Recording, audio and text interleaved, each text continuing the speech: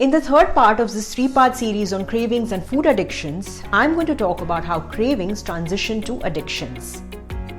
I'm a foodie is a gentle indication of a love for food. It can also indicate an addictive behavior related to consumption of high carb or high carb with high fat foods like rice, bread, chips, french fries and the likes, where intelligent people understand and experience the benefits of a low carb diet, follow it for a while and then relapse. Take 5 minutes and think of 5 favorite foods that you tend to lose control over. Which group do they belong to? Food addiction is on its way to becoming a clinical entity in its own right. Currently, it lacks validated treatment protocols and recognition as a clinical diagnosis. The American Psychiatric Association does not recognize food addiction as an eating disorder, but their DSM criteria were used as a basis for the creation of the Yale Food Addiction Scale. Now, this scale is a validated measurement tool that identifies eating patterns that are similar to behaviors seen in classic areas of addictions.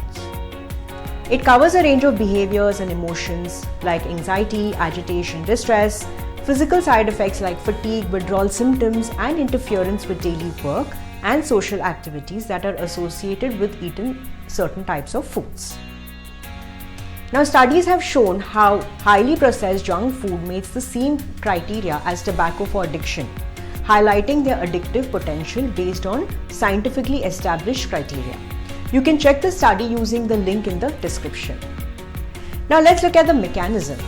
High carb, high fat foods deliver a dopamine high, which is part of the brain's reward system. This kickstarts the craving, which makes people keep looking out for the next sugar hit. The brain lowers the number of dopamine receptors in response to this constant dopamine high. The drop in dopamine receptors explains the depressive symptoms often associated with food addiction. Just thinking about junk food can get the dopamine running for many people. And the more they continue on the path, the worse it gets because the dopamine receptors keep on reducing. Now let's look at some similarities of addictive substances and junk foods and how they affect the brain. Both activate the same pathways, triggering dopamine or the reward regions in the brain.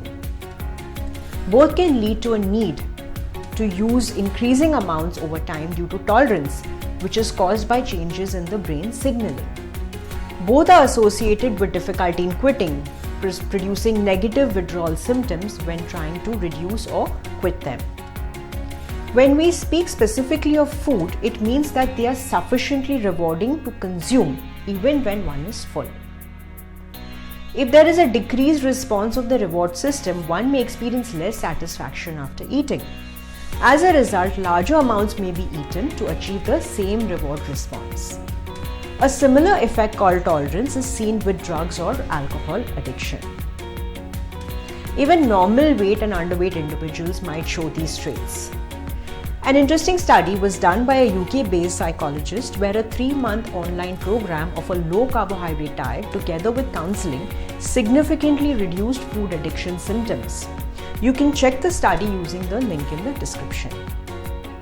Lowering carbs is the way to go, like any other addictive substance. Many clients say they'd rather be off carbs totally than eat some, reporting better control. Now here's the catch. Even those who follow and regain control may have some loss of control when consuming it again, making it difficult to go back on the diet just like other addictions. It's not so much about willpower and self-control, and it has more to do with the addictive nature of such foods. Culture may have conditioned us to eating these foods, but an awareness of what they can do to you must take precedence if it's damaging your health. I think the healthcare team plays a big role in teaching you how to start and sustain in the long term. The healthcare team must explain the science rather than shaming their clients for their lack of willpower when they can't comply. They should offer healthy substitutes. They should coach clients on how to cope with relapse and get back on track. Logging milestones is important. Take pictures on how your body is changing.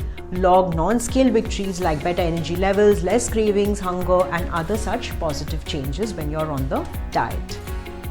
The healthcare team must also help identify emotional or stress eating patterns. Mindfulness may not always work. A qualified psychologist can really be of valuable help here. Counseling family members to make a collective lifestyle change must also be done. Results are self-perpetuating, and once you see the other side, chances are high that you will not want to go back to the old ways of doing things.